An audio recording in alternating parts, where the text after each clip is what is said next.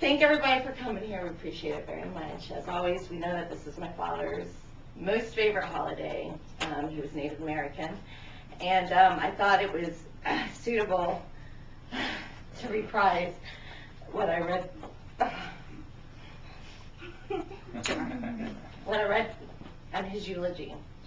When I was growing up, I would start learning about Native American heritage, and I would get really angry, like really, why, and just so mad at everything, and why did this have to happen? And this was one of Daddy's last letters that he wrote. And Caroline, I know that you weren't here, and Christina as well. So the people that did hear this about 2 years ago, I would love to reprise it. And these are his own words, and I think going through me and sharing this letter that I cherish is why the best way to start this great holiday of Thanksgiving. Respira. Un minuto, Auline. In short, dear daughter, the other night when you called and had just acquired that book about Wounded Knee, the mood that you was in really bothered me. I have been thinking about this conversation, and it brings me to a time when I was about 8 years old. When I was growing up, I used to sit around the fireplace at night and listen to the old ones tell stories. Remember that in the old days, there were no books. Everything that we knew about the past history of our people was handed down by the storyteller or written by the white man. Anyway, I used to hear stories about the spirits of our forefathers being in the happy hunting grounds. I never could get a grip on this, so one day I asked my grandfather, where are the happy hunting grounds? His reply was, all around you are the spirits of our forefathers, and all around you is the happy hunting grounds. So I asked him, then why can't I see them? His reply was, you can't see the wind, yet you know it is there.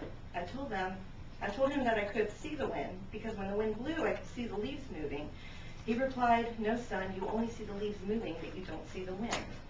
After that conversation, I would sit in the woods by myself and could imagine that when the leaves moved, that it was the spirits passing through the trees, and that they would not be seen, but they were there and had experienced a lot of hardship to be able to move through the trees and move the leaves without a care.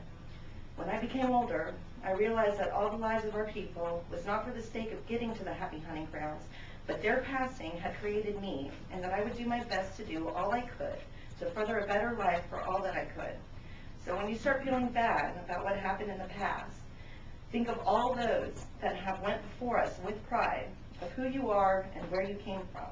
Also strive to tell our story without teaching hate or holding a grudge. The spirits are happy to be where they are, free to move the leaves. I love you, Dad.